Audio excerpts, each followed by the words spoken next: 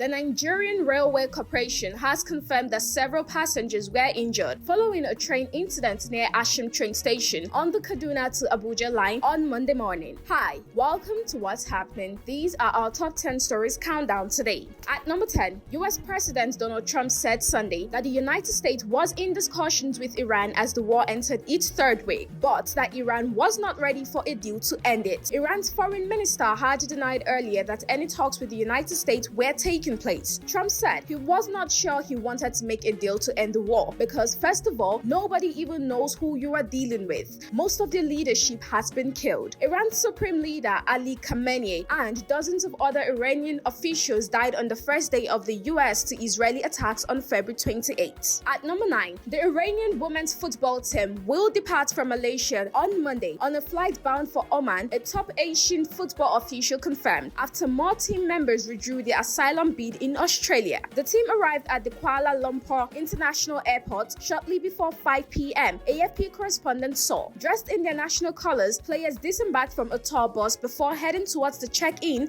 at the airport. At number 8, the Central Bank of Nigeria warned banking customers to safeguard their financial information by never sharing their PINs, passwords, and other sensitive banking details with anyone. The Apex Bank, in a post obtained from its X handle, advised customers as the world observes Global Money Week 2026 amid rising cases of fraud and scams targeting unsuspecting bank customers. It emphasized that even individuals claiming to be bank officials should not be trusted with personal banking information. At number 7, the Federal High Court in Lagos will on Thursday hear legal arguments likely to test the limit of anti-competitive behaviors in the reinsurance market and impose a new code of conduct in the nation's broader corporate community. This suit followed an investigation of Waika Reinsurance Corporation PLC by the Federal Competition and Consumer Protection Commission over an alleged pattern of gross violation. FCCPC, the country's foremost consumer protection and competition regulatory authority, insists that Waika,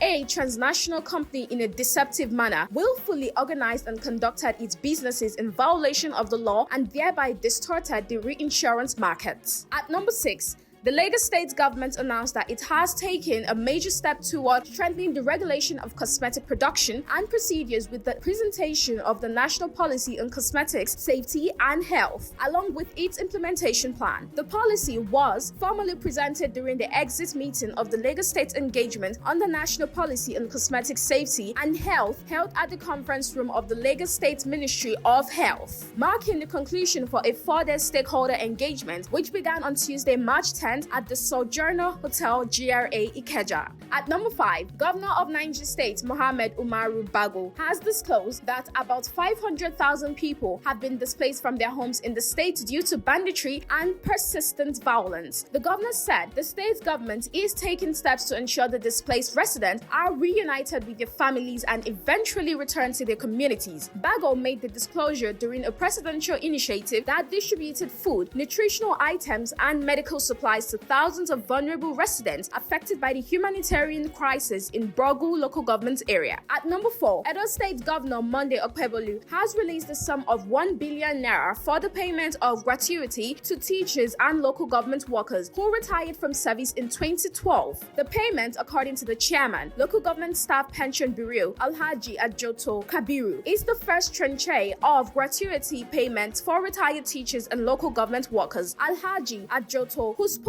at a press briefing in Benin City, commended the governor Okpebholo for his commitment to the welfare of workers and retirees. Ajoto noted that Governor Okpebholo has continued to demonstrate strong political will to confronting long-standing challenges affecting pensioners and retirees in the state. At number 3, the Oyo State Police Command has arrested 4 suspects in connection with the cattle rustling at Ado Awaye in Ishenyi local government area of the state. This was contained in a statement released by the state police public relations officer Olayinka Ayonlade in Ibadan, the state capital, on Monday. According to Ayonlade, the suspects were Shekuni Wale, aged 30, the driver of the master bus, and Jimo Tauhib, aged 25, the motorboy. He explained that further investigation was subsequently extended to Maya Town in the Lanlate area, where the principal suspect, Moshood Abdullahi, aged 38, was apprehended. At number 2, 4 suspected bandits have been arrested within the vicinity of Akure Airport, Ondo State, following a coordinated security operation involving aviation and local security agencies. The Federal Airport Authority of Nigeria announced this in a statement on Sunday. FAAN's Director of Public Affairs and Consumer Protection, Henry Okpebholo, said the arrest followed a distress alert that suspicious individuals were sighted behind the airport perimeter towards the Eleyewo community. At number 1, the Nigerian Railway Corporation has confirmed that several passengers were injured following a train incident near Asham train station on the Abuja-Kaduna line on Monday morning. The Managing Director and Chief Executive Officer of the corporation, Kayode Okpebholo, in a statement said the incident occurred at about 10:30 a.m. and involved a rail locomotive making contact with the passenger coach immediately behind it due to a coupling issue. Okpebholo confirmed that the injured passengers were promptly attended to and transported to nearby medical facilities for proper care. He added that no fatalities were recorded. That's all for today. See you next time on What's Happening.